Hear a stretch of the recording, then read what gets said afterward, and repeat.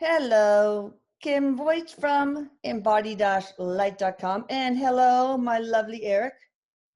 Hello, Mama, he says. He's dressed up today. He's got a white shirt and a tie on. Ooh, fancy Much about pants, that. fancy pants. Mhm. Well, we're supposed to be, I ordered Rev to do closed captioning for the hearing impaired, but for some reason, when my god dang free trial ended, and then, they're charging me, but for some reason now I don't get closed captioning, so I don't know. I have to figure that out. Anyway. I'll figure it out. So don't worry about it. We're going to talk about what? Past lives that Kim and Mhm. I have had together, which have been multiple. Yes, yes, yes, yeah. We've been just doing some work together, and well, Eric told me we've had 30 past lives together. 17 where we were close family members, friends, or whatever, and then maybe 13 where we maybe just were acquaintances or townspeople together or whatever. But interestingly enough, you've been my mother in many past lives, and it's tied You in cannot, a you lot can't of go rank detail. on me, young lady. I'll put you in timeout. I know. Now I have to mind her now that I know that. Oh, So no, you don't. You pull okay. rank on me this life. Okay.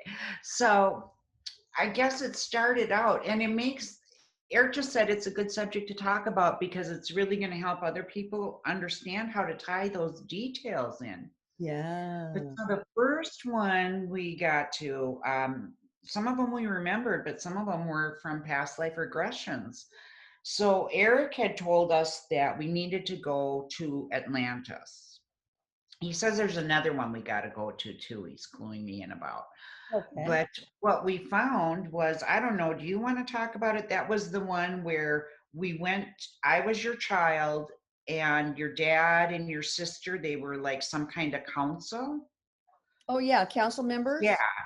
And we were at, the scene started where we were at some kind of a council meeting or something that Yeah. was outside, and you were our mom, and you were there, we were with you. And your father was like some kind of a government official, Right. whatever he was called. You can And say. he was You can say. carrying on about the children running through the town square and playing and causing problems. Well, you stood up for us. Right.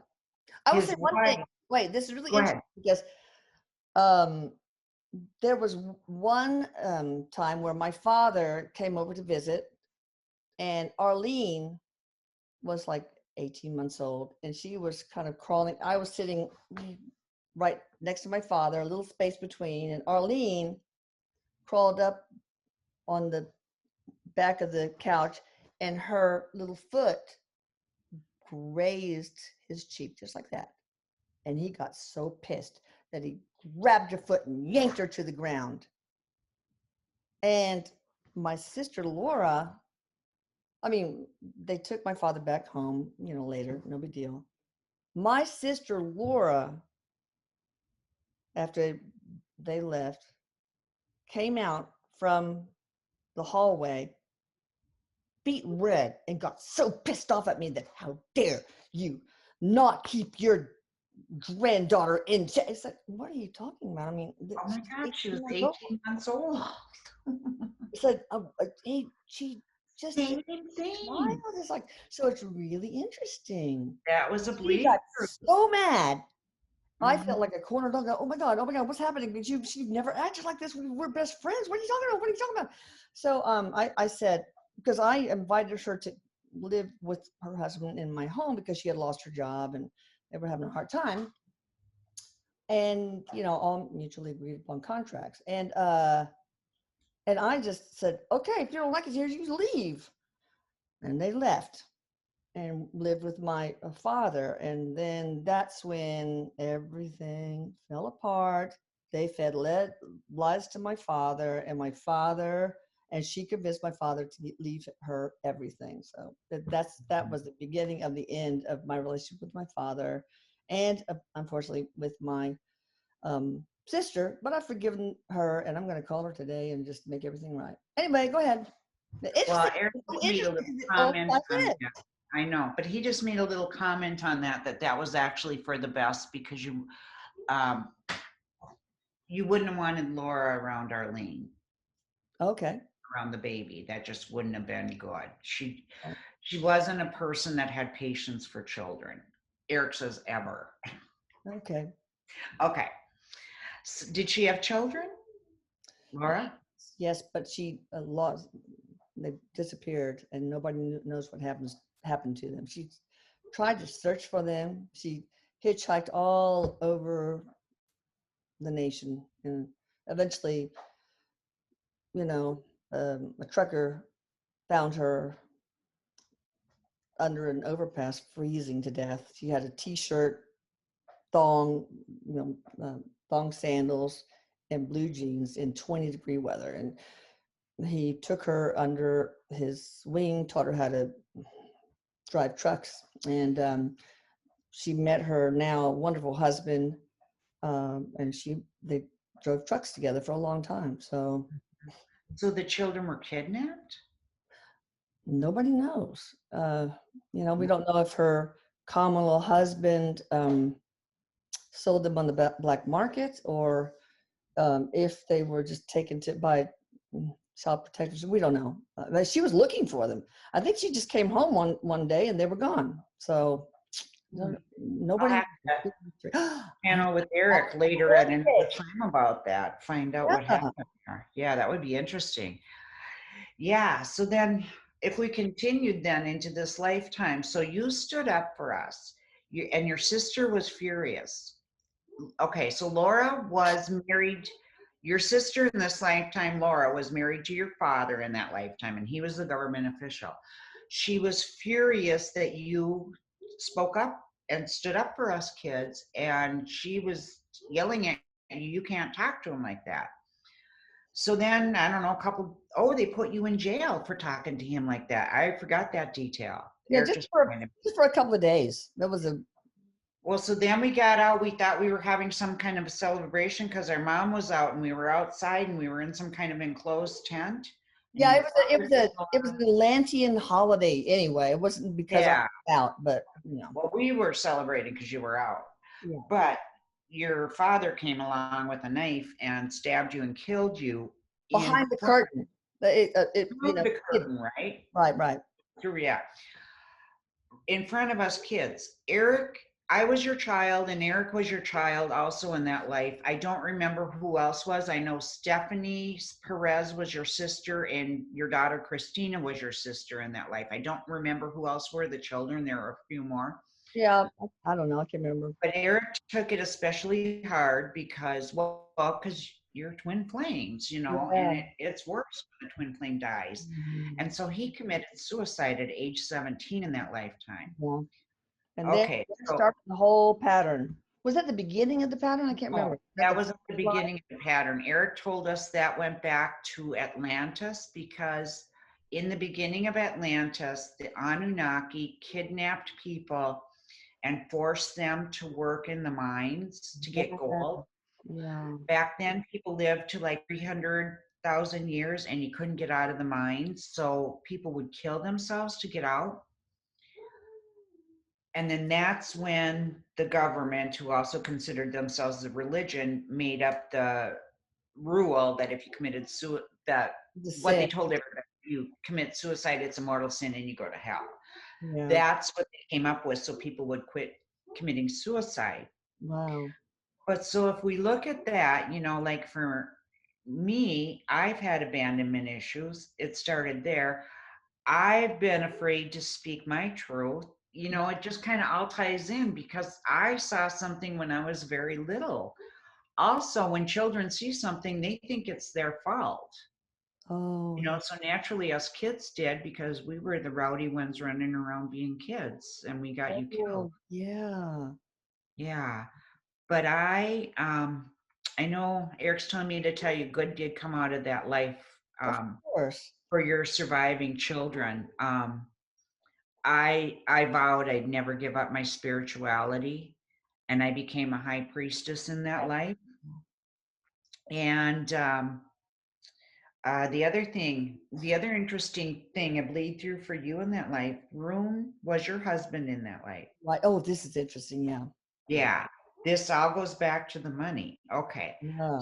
So he either sued or somehow held your father and Laura accountable for that, Yeah. and they had to pay him. And so they lost their fortune.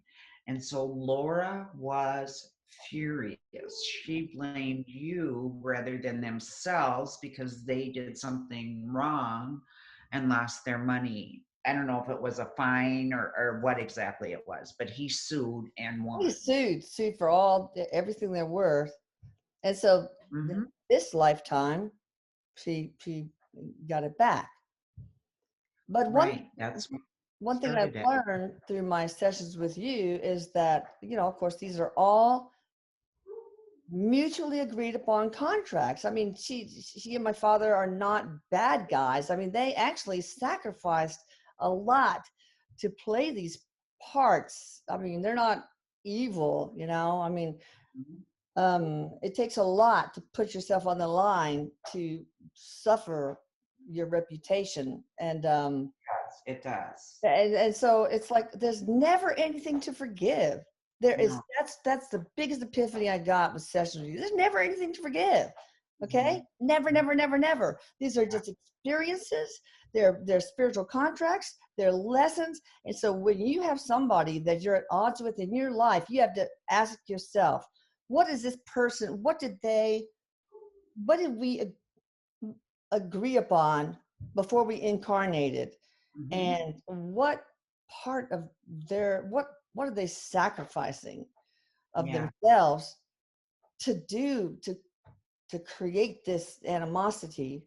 And Mhm. so anyway, I've said it again and again and again, but please write this down because it can heal so many of your relationships. Really, go to YouTube and type in the little soul, SOUL, not soul of the shoe or the foot, and the sun, SUN, the little soul and the sun, and then type in narration so you can just narrate it.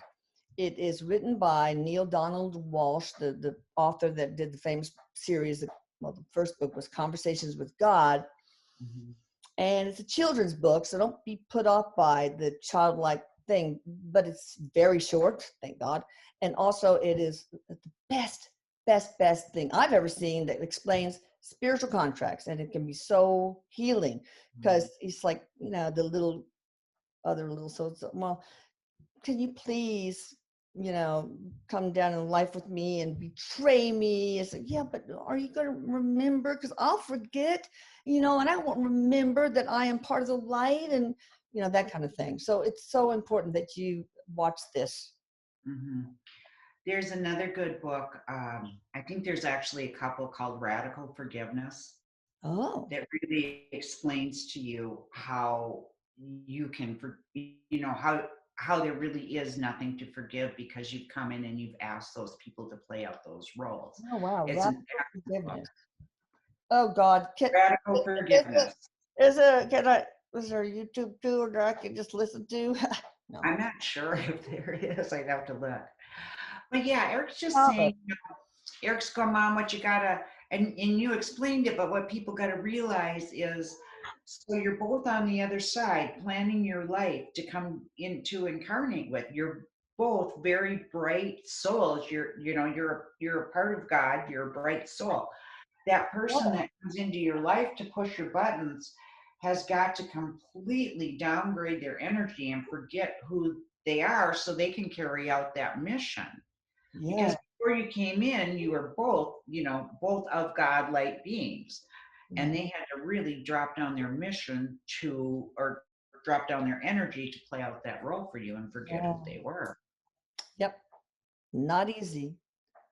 And No, a no, lot no. to ask of your so-called enemies, people. It really is a lot to ask for your relationship villains. So to our relationship villains, you may hate Yeah. this life, but please don't, love them for what the gifts they are giving you. Okay. Mhm. Unless Yeah. they are being plagued by negative entities, so it may not be the same. So, do portal work on them, heal them. Mhm. Mhm. Oh yeah, because people can be affected by that and from other lifetimes. Yeah. And then Eric says too, some of the things we experience when you come into life and there's just someone that rubs you the wrong way or you just don't like them, oftentimes that is because of something that's happened in a past life. Yeah. But he says it's like this. It's like, okay, so this lifetime you got me, so I get you next lifetime. And then we come back together and you remember when I got you, so you don't like me, so it's Oh, been back yeah. and forth like this. And he's just saying people got to be done with this and let it go, Yeah. so that people can move on. Yeah. Yeah. So then this is one you remembered, I believe. Um, oh, no, that's the one I wrote about. Okay. So we talked about the one in Atlantis. Then we talked about um, Hmm. what was the other one? Because there was another one um,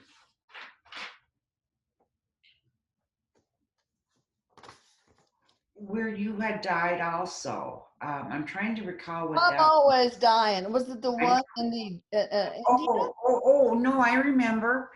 It's on here. Um, yeah, they were just kind of similar. It was another thing. You were a cabinet member and you were a high priestess. Erik was your son. I Oh, was your okay. Yeah. daughter. Yeah. This one, yeah, now I'm Yeah. remembering. Runes was your husband. All the current kids and me were your kids. Maria was your housekeeper and she was also a healer. Okay, so Mhm. Erik had schizophrenia in that life. Well, And the he really didn't. council, it was entities, portals and entities, Yeah, but that they made thought it it was look like like schizophrenia. right, right, Yeah. right. Yeah. So I believe the story was they convinced him that they had an elixir, that if he drank it, he would go to the other side, be healed, and then they had an antidote and they'd bring it back. And Yeah. they tricked him. They told him you were going to be possessed by entities too if he didn't do it, something along Oh, that line. that I already was. That you already were. So he did it. They were lying. He died. And of course, your dad and Laura were the people who did it. You were so distraught, he was your child, that you ended up committing suicide. I took So the then elixir. you took the elixir, yeah, and you Right. died. Yep, Right. yep, yep, Right. yep. So that was another one. Yeah. Then, um, you know, so just the bleed throughs, there for me, I know, I've had this um I would say when I've had people that I've known of that have committed suicide, I would say for me, I took it especially hard Yeah. because of this memory that went so far back that I didn't I even know. know I Oh, had. and the reason that was important was because I never really drank alcohol very much. But when Erik died, that was the first time I started having wine every night, or even 2 glasses of wine every night, because it was the drink means leads to relief. Drink elixir leads to relief. But it also was a lesson that um, I had to learn self forgiveness because I chose relief over because my as a high priest or whatever I was, my whole mission was to teach spirituality the way we believe it now, us, channeling Erik Peeps and all that stuff. But the rest of the council did not believe that, and they didn't like my beliefs, and so that's why they wanted me to be, off. And but I chose that over staying with my family and going through with my mission. So it was very selfish. So I had to go through some self forgiveness, and then there's nothing to forgive. Hmm. Well, people, that's the hardest part, forgiving ourselves. Yeah, it is. It There's really nothing to is. It forgive. really is. People struggle with that. Yeah. Yes. Yeah. Yeah. And so then, and Eric's saying a part of it was because in the lifetimes we had where, this was like a divine mission, they didn't like our light. They were trying to wipe us out. So that's a lot of what it was. And so it was also meant to make the children afraid so that they wouldn't grow spiritually. But guess what? We did, it didn't Yeah, stop us. But yeah. Eric tells me that is actually the beginning, the interactions with you, because they were so early, that was actually the beginning of my abandonment issues around the mom, Oh, because I had lost yeah. you. Yeah. I mean, it's okay. I'm over it I'm now, but I sorry. mean, Oh my God. I'm kidding. that was one of my primary issues that I had to learn growing up. Was I had to learn, you know, about the abandonment Yeah. and the loss of the mother, the abandonment feeling. I wonder if that's why the life where you decided to become put the seed of thought in you, entering spirituality, becoming a high priestess and all that. That is why. That is why. That, You taught us, Eric says to tell you, you taught us to be strong women and to speak our minds and to never give up. But yeah. they tried to scare that out of us. Yeah, I've been battling the negative entities as before. I think they're getting strong, meaner and meaner toward me. Are they, Eric? Are they getting more and more pissed? Well, he says you're doing a higher quality of work. So on one hand, yes, but he says it's also because you're getting clearer and having notice of it. Because you Oh, said because you would have been there before, but you wouldn't have picked up on it.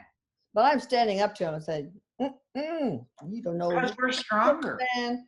We're You're, stronger. we got the divine team on our side, so don't you mess with Mama E and the divine team. So I don't know. That probably doesn't work. Yeah. So there was another one with Laura and your dad playing that role. Well, then this was one, and I just sent you a text about this because Stephanoras and I talk a lot. And we learned that we were identical twin sisters in 7 lifetimes. The Oh one yeah, that that's I right. told you about, the Atlantis lifetime where during the flood where my sister fell out of the boat, that was Steph. Well, yeah. Oh. Yeah. Mm. And Does so he anyways, have phobias with drowning and stuff? yeah, Oh, I was terrified right. of water and boats. Yeah. Yes. And I always wanted a Yeah. sister, and all of my life I've looked for a sister. I wanted one so bad. But anyway, so what we learned was, I have the year written down.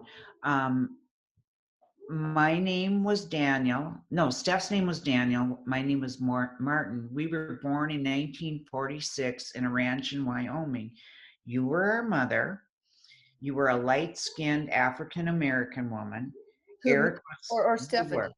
No, Oh, you were.